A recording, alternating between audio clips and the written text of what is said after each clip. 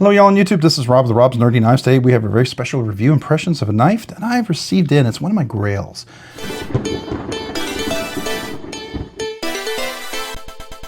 All right, today we're looking at the Rosie XL. This is an Oz Machine Company design. This particular one is the number 405. This is the closest you're going to get to a Silver Surfer. I know traditionally the definition in the Oz Machine collection community, it's technically not a Silver Surfer, but it's close. And I feel like it's close as you're going to get until, you know, he actually does a true Silver Surfer. But you have the cross, the milled, the wavy pattern on here, which is beautiful in the light. Really gorgeous reflection. You have the milling on the clip as well, which I find gorgeous. This is my favorite version of it that you have on the XL. Beautiful. This is 20 CV blade steel. I believe the HRC is 62. I think I have the card over here. Is it 62? Oh, 62, 63. So somewhere between 62 and 63 on this guy. All right. So 62, 63, which I think is gorgeous. I don't know if I have oil on the blade. Let's just wipe that off.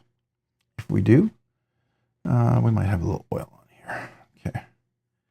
All right. So 20 CV blade steel on this guy, titanium scales. You have T8's hardware, I believe. The pivot is T8 or T10. I can't remember now.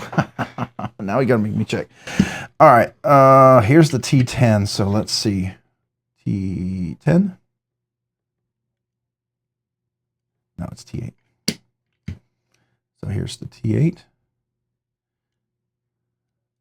Yeah, T8, and then T8. Yeah, so they're all T8s. All right, very good. T8 hardware, which is nice. Which is nice. I love the pattern on here. It has that Rosie kind of sound and deployment.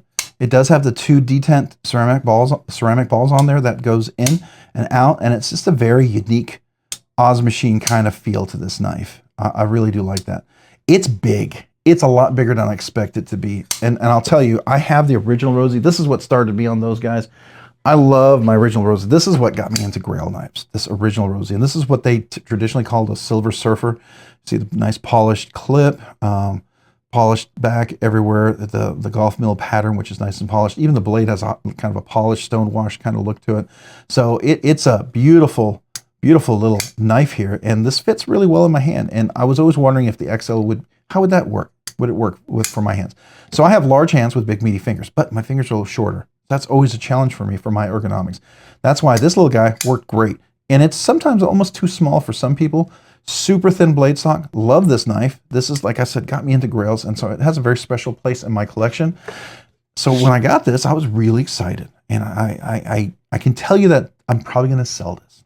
I love this knife, but I think someone with longer fingers or a bigger hand, they will really absolutely enjoy this knife. It's well done. I have nothing to knock on this thing, except I wish my fingers were longer. That's the honest to God truth. If my fingers are a little bit longer, there's a lot of knives I probably would enjoy more. But you know, everyone's different. God made you as how he made us, right? And so we are who we are.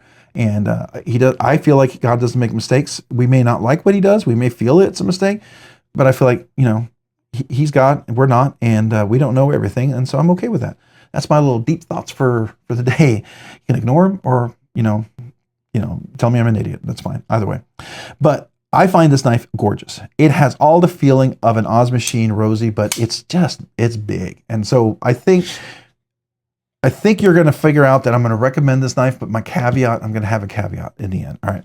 So let's talk about it. The knife name, Rosie. It's a Roosevelt XL, technically is their name. The short name that everyone calls it is a Rosie. It's made by Oz Machine Company, that's the manufacturer, and they're also the designer of the knife. So Oz Machine Company design and manufactures this knife in the USA. This is a USA Grail custom knife. Now, some people will call it a mid-tech. Whatever you define a mid-tech as, I mean, I defined something as a mid-tech before, and somebody, you know, told me, well, according to, you know, so-and-so and this person and that person, and I'm like, okay, whatever you want to call it, that's fine by you. I'm going to call this a custom, right? It's a one-man shop. He may have one person in there helping him do stuff, but it's still Oz Machine Company, him doing it. I think SPK is a lot like that. I think Brown Knives is a lot like that. I think Prince Customs is a lot like that. I think, I don't know if Koenig is. I think Koenig's a little bit bigger. They're starting to get into that They're not quite at the McNeese, and they're definitely not at the Hinder Knives, Spartan Knives level yet. But, you know, I think these guys, it's a small, mid-tech custom shop as far as I'm concerned, because he handles all of these. He does the finishes. If it doesn't meet his quality, it's out, right? So, titanium scales, milled to perfection. Trust me, this is just absolutely fantastic. And I believe if it doesn't meet his quality, it's out, right? He'll trash it. It is milled for weight relief, even though it's a big boy. It still has some weight. Definitely a great weight relief. There's a steel bar insert and over travel stop here, so it does engage steel and steel. And as you can see, it's locked in probably around 10-15% right now. And this is a relatively thin blade for the size of the knife. You can see there's no extra cutting out here. There's chamfering on both sides, and it's a big lock bar. And being it's a lick bar, it's a little harder to open. And that is one of the things that, you know, with big meaty fingers, for me is kind of annoying sometimes, right? Because sometimes it's hard to get a big meaty finger in there. So I have to push the corner of my finger, push down, squeeze to get in there, which is not as difficult on a smaller knife with a smaller lock bar where less pressure is needed. It's just easier. When it's a bigger blade, bigger lock bar, it's more force required, right? And you can't make it too much lighter because it's a big blade that it's holding and resisting against. You don't want it to be failing and not be strong enough to handle what it's doing. So I get it. I get it. The only thing I could think of is maybe a little extra cutout up here.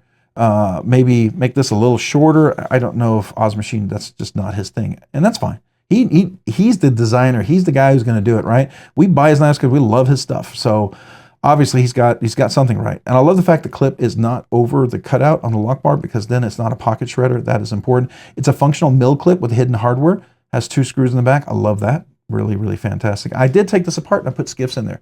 And does it need skiffs? No. What is Oz Machine? They use the Delrin bearings. They're not bad. They're not bad. They are a little cheaper than the Skiff Caged Bearings. I think Steve Skiff's cage bearings they really are much better. Long-term wise, because they are phosphor bronze washers that are milled out, radius milled out, and then you put the ceramic ball and you pop it in there. And so that is not just crimped over like the OEM over in China that do theirs.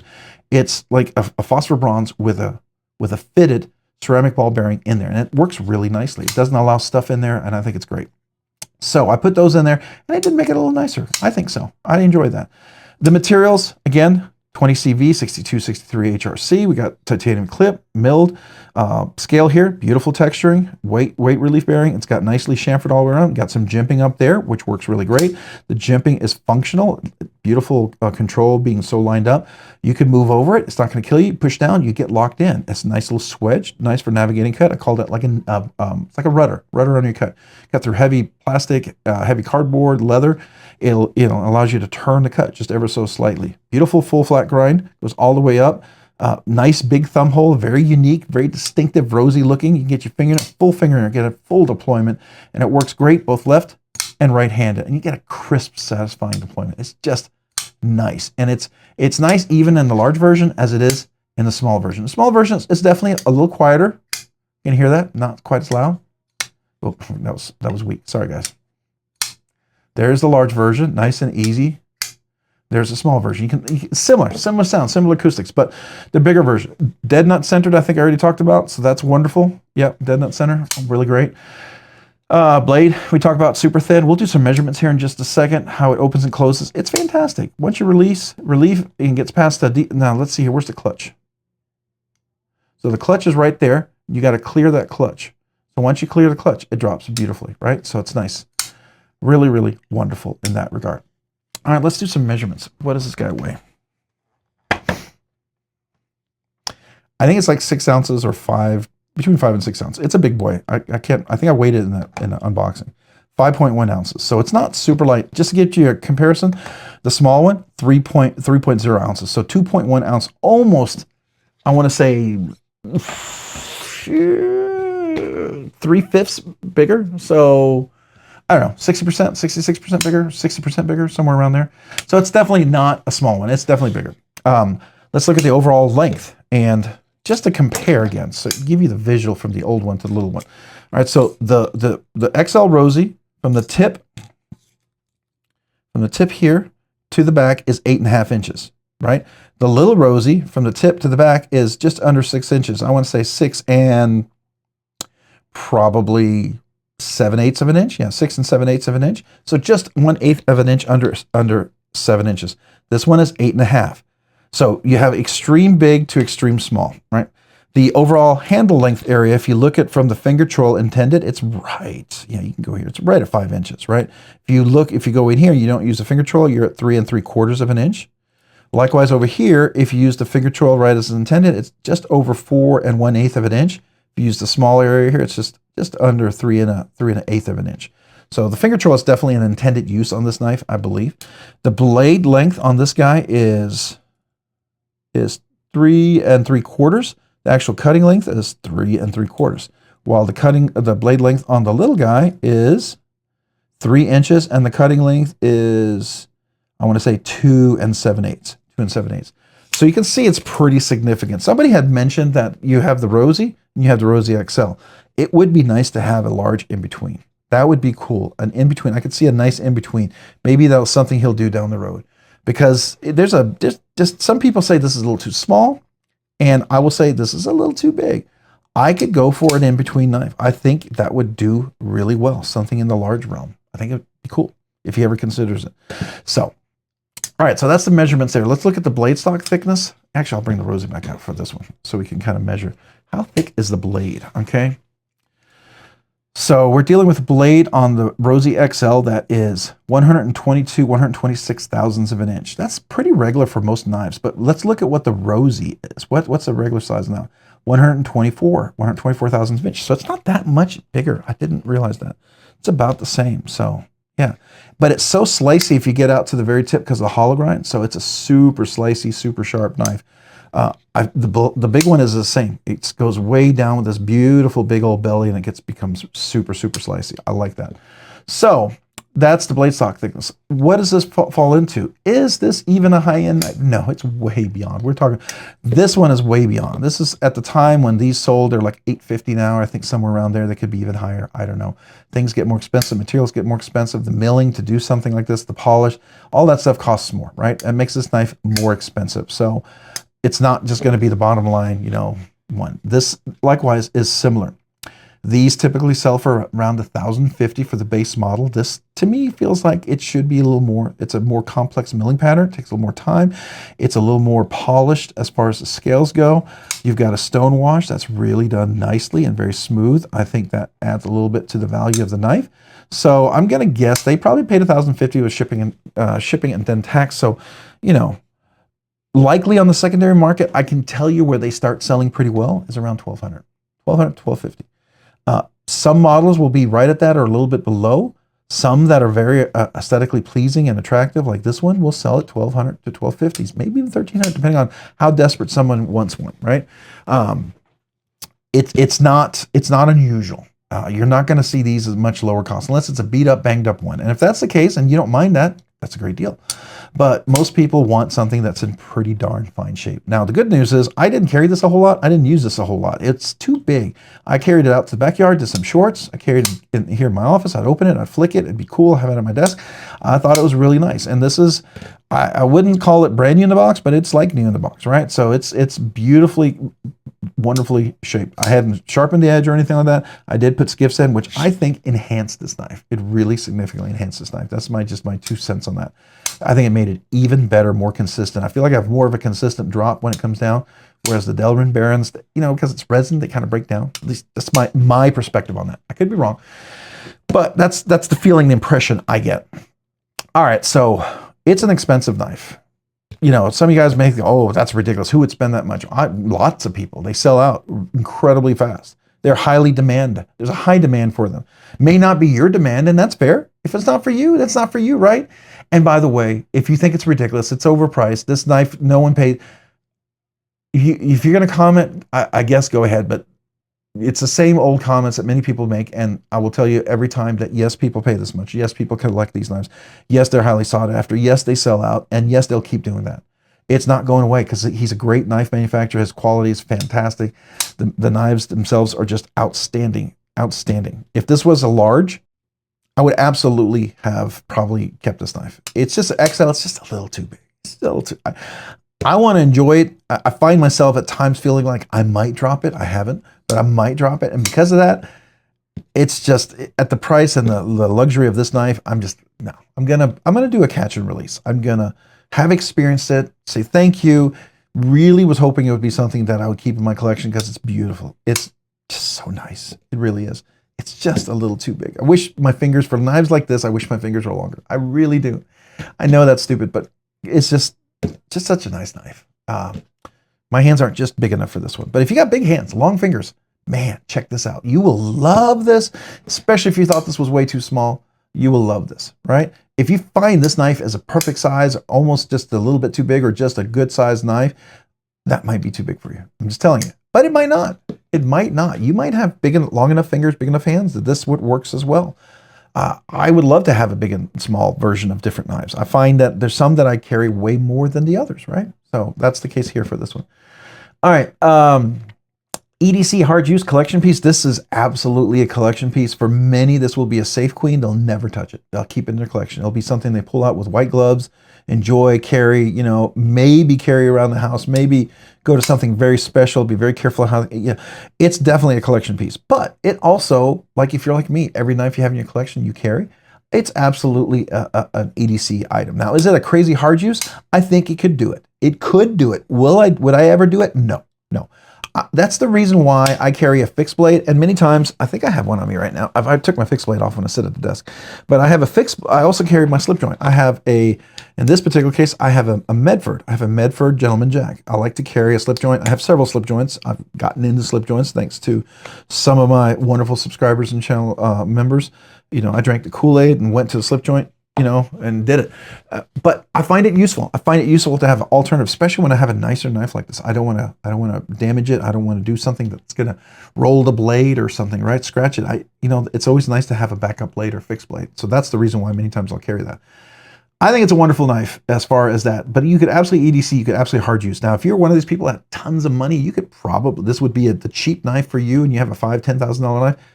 Hard use, beat up, bang up, all day knife. Absolutely, 100%. I get it. I get it. I don't live in that sphere, but I understand it, right? Because some people think I live in a sphere that they don't live in, and I don't think so, but I understand how that works, right? When I first got into knives, I would think this is only insane people would even consider buying something like this. And I think there's nothing beyond this, and there is. Trust me, there's way beyond this. This is not expensive for those major collectors. It is very expensive for me, but not for those major collectors. So I think it's a beautiful knife in that regard. Ergo some feel overall, it feels great. It feels like a big Rosie. Everything about it works and functions. It does work and function like a regular Rosie, and I love that. I can't disagree with that. Everything works like a regular Rosie. It's just big, and my fingers are short. And every time I talk about that, it makes me a little sad. I gotta be honest with you, because I wish my fingers were longer. This would be just such a perfect knife. It really is good. It really is good. But I'm not totally saddened because, you know, I still have my Rosie. I still have my Silver Surfer, and I love this knife. And almost every time I show this off, I always get an offer. Somebody wants to buy it. This is not for sale. This not only is this knife really cool, one of my first Grail knives, it has meaning. It has a story. And so this one's going to stay in my collection, just so you know. But this one's not. And this one was something I thought would be a cool collection piece that I would enjoy and I would absolutely carry. It is not. I didn't carry it. It's cool. I love it. It's just too big. So for me, and remember, I got shorter fingers. So I'm telling you, you guys have bigger fingers. This is your answer. This is the awesome knife. Maybe you'll buy this one off of me. One of you guys will be, you know, one of the crazy people that'll, you know, buy it off of me or something like that. Because I'll sell it for what I paid for it, or maybe a little less, just so that, just so I could break even, you know, or I probably wouldn't break even because I have to pay fees and shipping, but I'll cover shipping too and stuff like that.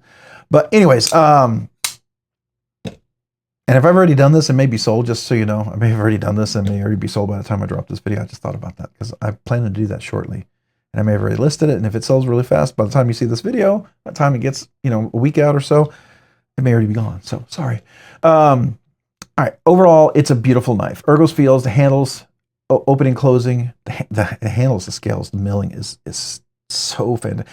It's Brian Brown, like meets Holt Blade Works, like Holt Blade Works, Brian Brown, Cher Goroff, Utzler, I'd say Koenig. I don't know a lot of Koenig because Koenig I only have one, and I'm not an uber Koenig fan. I love Koenig. I think it's beautiful. The carbon fiber one I have, it's stunning. It's the perfect coating for me.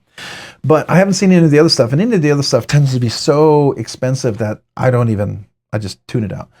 I love the fact that some of these guys they're attainable. They're reachable types of knives for me, as far as at least milling and patterns. Not when they get into the Timascus, zirconium, ghost time, then I can't afford that, right? Most of the time that's out of my realm and out of my reach. But I love this. I love this. Opening and closing is great. The texture is great. The jimping is perfect. It works great. There's no lanyard clip. I'm okay with that. The clip itself functions in and out of the pocket. Really nice, flexible. Right hand tip up only, just so you know. There is weight relief in there, and there's weight relief in the back up here as well. Not on the lock bar, but all this stuff is weight relief. The steel bar, over travel, insert, stop. It has 2 D10 balls. That's what gives it its unique properties. So all of that is great. Opening and closing is stunning. It's stunning. Opening and closing is stunning.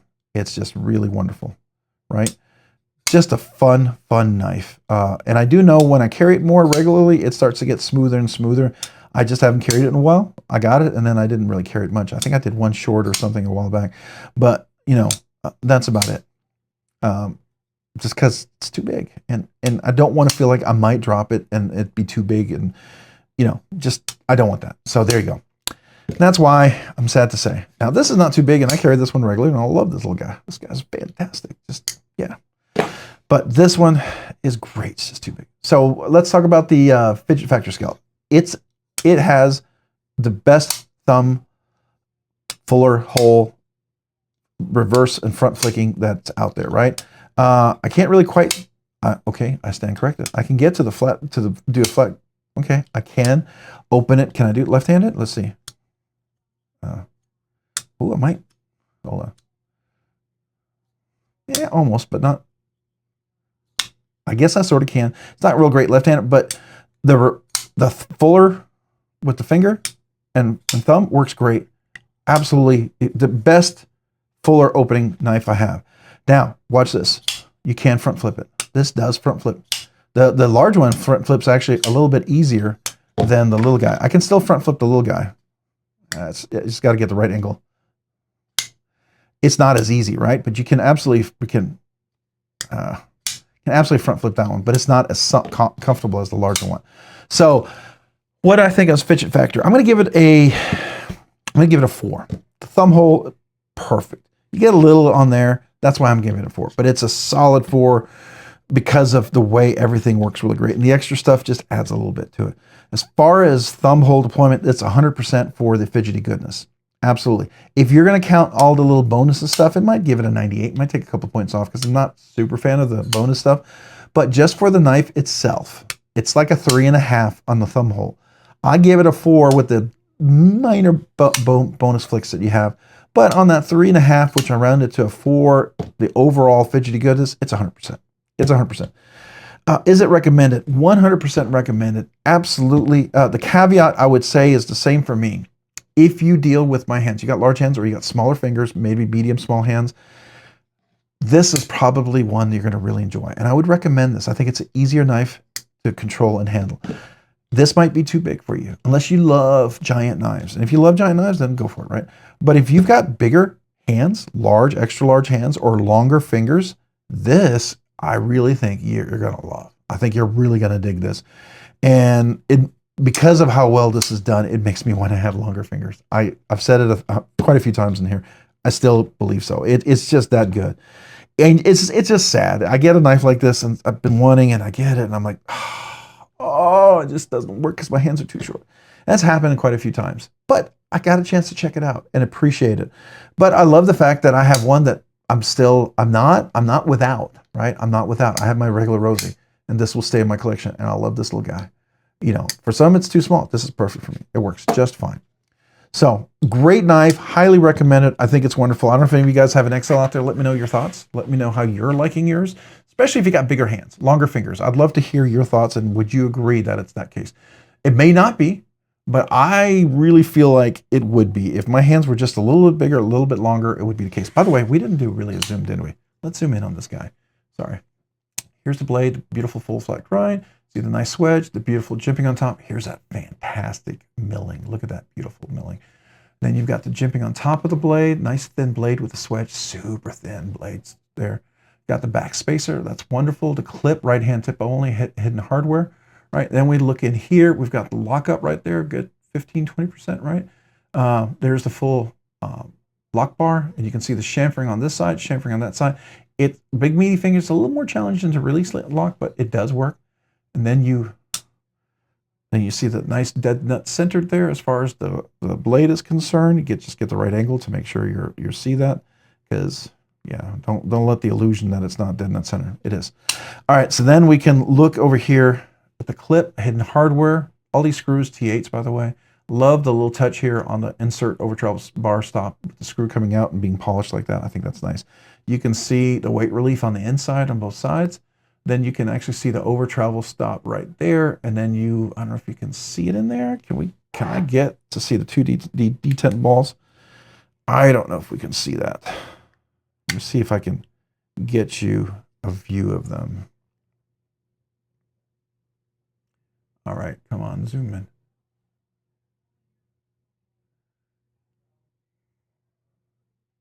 I think you can see them there. There's two detent balls. I think it's kind of cool. I like it. I think it's cool. It may not be for you, but I think so. All right, let's get our little money shot, or we call it a little thumbnail picture right there for the video. I love to kind of highlight that milling and how it's reflective with the lights. You see that two-tone, and it's all the same material, but it's just reflecting differently. And I think that's stunning. And I think it's even stunning when you look at the clip itself, right?